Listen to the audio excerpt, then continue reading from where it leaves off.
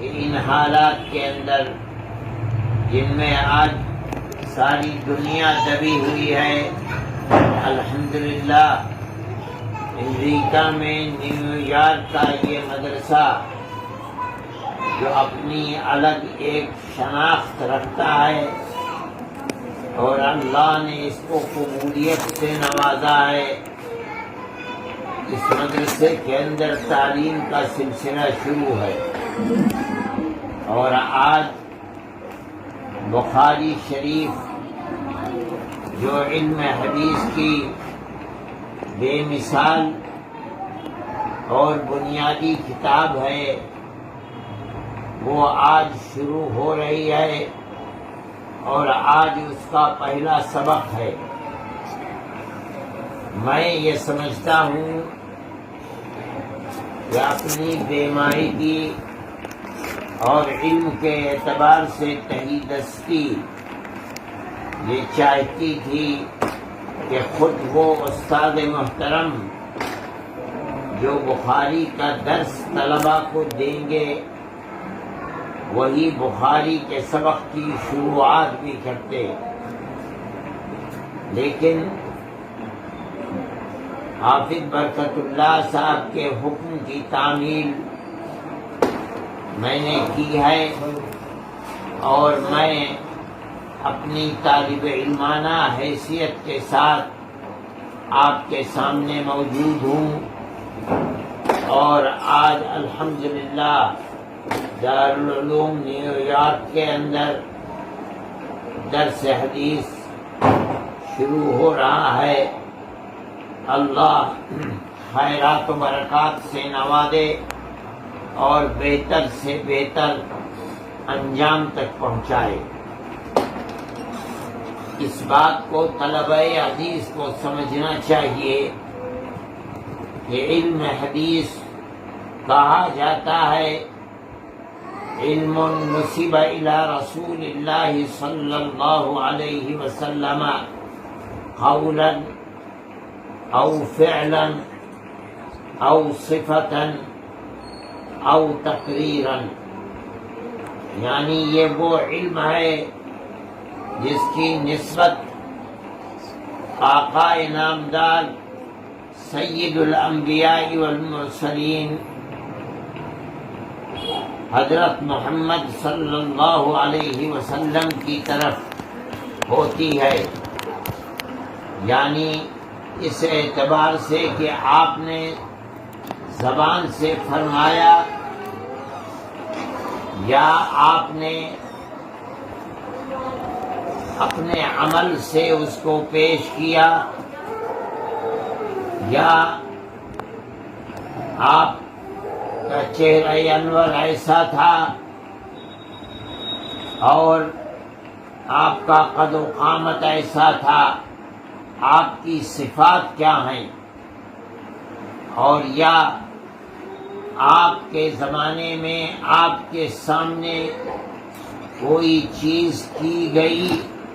اور آپ نے اس کے اوپر سکوت کو اختیار کیا،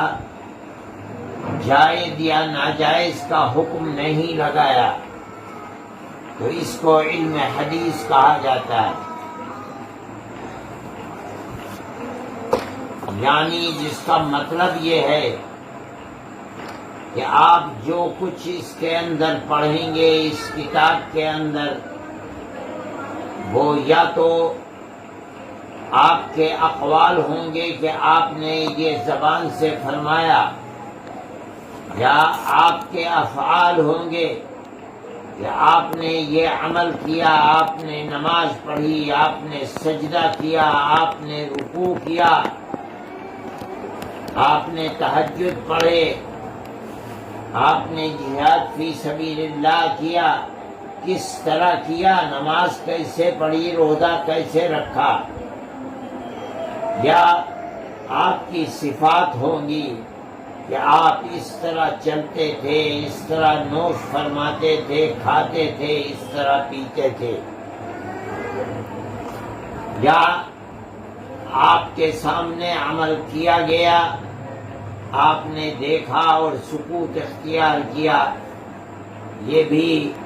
دلیل ہے اس چیز کی کہ یہ عمل اسلام کے اندر جائز ہے، یہ حجت شرعی ہے۔ انہی چیزوں کا ذکر اس کتاب کے اندر ہوگا۔ علم حدیث کی بہت سی کتابیں ہیں، آپ بھی اس کتاب کے ساتھ امام مسلم کی جمع کی ہوئی کتاب کو پڑھیں گے، ابو داؤد، امام ترمذی، امام نسائی، اور اسی طریقے پر موطا امام مالک، موطا امام محمد رحمہم اللہ، ان کتابوں کو آپ پڑھیں گے۔ لیکن امام بخاری کی یہ کتاب ان تمام کتابوں میں امتیاز کی صفت رکھتی ہے، اس لیے اس کتاب کو اصح الکتب بعد کتاب اللہ کہا گیا ہے۔ اللہ کی کتاب کے بعد یہ کتاب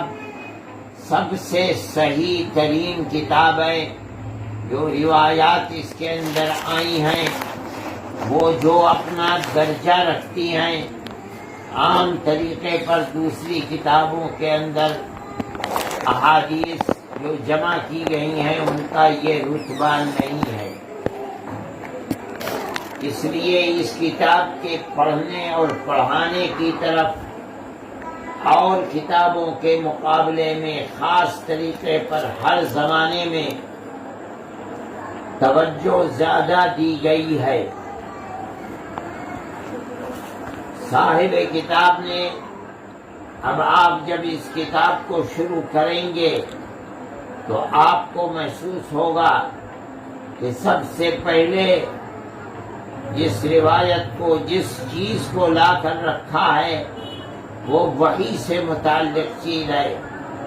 انا اوحینا الیک کما اوحینا الی نوح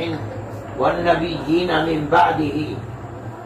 امام بخاری رحمۃ اللہ علیہ آپ حضرات کی توجہ اس طرف مبذول کرنا چاہتے ہیں کہ اس کتاب کے اندر جو کچھ آپ اللہ کے نبی ارشاد فرماتے ہیں وہ ما ينطق عن الهوى ان هو الا وحی یوحی ہے، یعنی یہ سب وحی ہے۔ جس طرح سے وحی انبیاء سابقین کے اوپر اترتی رہی ہے جو اس آیت سے ثابت ہے، اسی طریقے پر وحی نبی کریم علیہ السلام